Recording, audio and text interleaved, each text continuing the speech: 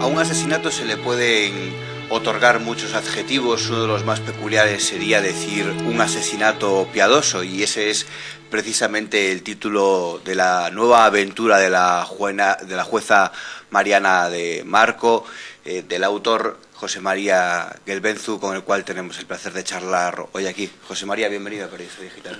Muchas gracias. Hablábamos de eso, de este... Ya el título es peculiar, llama mucho la atención, ese asesinato piadoso, pero esta novela, ¿qué número hace en la saga de la jueza? Es la número 4. Ya cuatro casos resueltos brillantes. Tres casos... Como buenamente ha podido. Como buenamente ha podido. Porque además se le ve a una mujer que usted lo que consigue en el libro, combinar muy bien la parte personal con la parte profesional, y se le ve una mujer que tiene bastantes comeduras de cabeza, se podría decir, este personaje, ¿no? Sí. No es tan fría como aparentemente puede parecer una jueza. No, efectivamente. Yo creo que la gracia o el lado, interesante del personaje es que precisamente es una juez que antes ha sido un abogado laboral penalista y que por lo tanto ha conocido una parte bastante dura de la vida, ¿no?, que ha pasado ante sus ojos.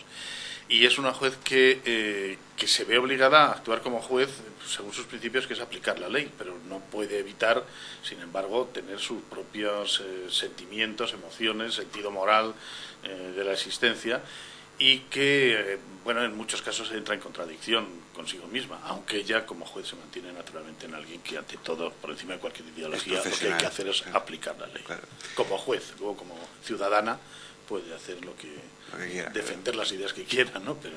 Y hay una cosa que nos llama mucho la atención cuando nos acercamos a una historia policíaca, ¿no?, de crímenes, etcétera, que es como nos preguntamos cómo un autor elabora un crimen. ¿Cómo elabora usted un crimen? Bueno, en este caso concreto, la elaboración es posterior siempre a la idea. La idea inicial es sencillamente que ante una situación en que un hombre, una persona mayor, por ejemplo un hombre de 75 años, cuya hija, que descubre que su hija está casada con un maltratador y que ve en vilo el futuro de la hija y de la nieta, pues pensando que tiene 75 años y que total va lo que le queda de vida y la que le espera a sus descendientes, pues la mejor manera de terminar el asunto es pegándole un tiro al marido maltratador. Cosa que evidentemente no está nada bien claro, pero yo pensé, porque pienso que mucha gente se le ha tenido que pasar esto por la cabeza. A partir de esa idea empecé a montar una historia de qué pasaría si, y monté la historia. Y entonces es cuando empiezas a elaborar el crimen. Entonces es cuando tienes que convertirte en un buen asesino para que todo quede perfectamente organizado. Pero los autores de crímenes policíacos dan ustedes un poco de miedo, ¿no? No, porque en este caso miedo, no, se habla de la vida. La vida es bastante... No hay más que abrir los periódicos para darse cuenta de la cantidad de cosas que pasan, sin necesidad de acudir a las series televisivas que nos cuentan tanto crimen y tanta historia. Simplemente la vida es así. Finalmente un escritor es un descubridor de vidas, el que levanta la tapadera y mira adentro, ¿no? Sí, muchos autores, creadores dicen que en los titulares de los periódicos a veces se encuentran grandes historias, ¿no?, que contar. Grandes historias o grandes ideas. Yo sobre hechos reales no me gusta basarme. Ahora, en ideas como esta que planteaba yo antes o cualquier otra, claro, es suficiente para empezar a disparar la imaginación. Claro, está mal matar a alguien, pero hay situaciones en las que, claro, nunca es justificado. O sí, esa es la pregunta que el lector, ¿no?, en el que el lector puede caer, ¿no crees? Sí, ahí entramos en el terreno de las convicciones. Quiero decir, si está mal matar a alguien, está mal matarlo siempre. En ese sentido se está, pues incluso en términos jurídicos, contra la pena de muerte. Pero hay gente que defiende que no, que en determinados casos la pena de muerte debe... Y tiene sus razones para defenderla, ¿no? Entonces todo eso, mientras yo trato de escribir, no como la vida misma, pero parecido a la vida misma, lo que haces ahora, y eso sucede mucho en la literatura actual y en el policíaco también, es dejar en manos del lector la situación. Él también lo tiene bien montado, porque lo que usted decía antes, es un señor mayor que lo dice: a mí me tratarán con benevolencia, ¿no?, en la cárcel. Sí, efectivamente, es así. Pero esa es la idea. Hay mucha gente que hace cosas porque cree que es lo que debía hacer, incluso aunque sabe que no está bien. Pero pensando, mi caso es una individualización, casi un egoísmo a la hora de plantear, en que un valor en el cual crees, sin embargo, te lo saltas porque crees que consigues un bien mejor que el mal que va a crear el mantenerte en la norma, ¿no? Eso de poner aquí el adjetivo piadoso quizás sea la piedra angular, ¿no?, del kit de este asesinato, de este cuarto caso de Mariana de Castro. En principio es una muerte por compasión hacia el futuro de otras personas, ¿no? También en el libro es curioso cuando al final del primer capítulo la juez se empieza a acercar ya realmente a la psicología de este personaje, del asesino, y dice: Mariana se preguntó qué escondía de verdad el alma de aquel hombre. Se encontraba tan lejos de él que le producía una profunda curiosidad, ¿no? Es también la historia de cómo se acerca el juez, el investigador, a la psicología del asesino. Yo creo que un juez, digamos, un juez no nada sectario y un juez que actúa con honestidad, debe partir siempre, los jueces que he conocido parten también de una idea, y es que sí, el reo es el reo, es el culpable de algo, pero el reo también de algún modo es una víctima, es decir, nadie sale de ningún lado dispuesto a, o sea, el asesino no viene de ninguna parte, viene de alguna parte. Cuando dicen caso cerrado, ¿no? Para usted ahí empieza el libro, ¿no? Ahí empieza el libro, porque lo que va a llevar a la jueza a pensar que ahí pasa algo más es la curiosidad que le crea ese personaje. Claro.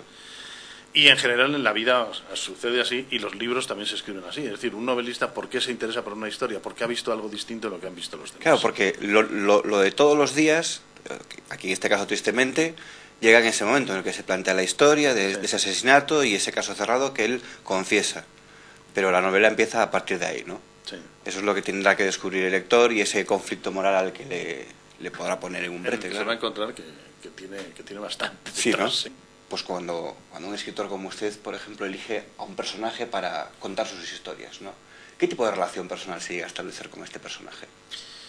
Pues es una relación... Es una relación difícil, porque no conviene tenerle mucha simpatía. ¿No? No, porque en cuanto a un personaje se le tiene simpatía, aflojas la mano, te empiezas a ablandar con él. Y al personaje se le...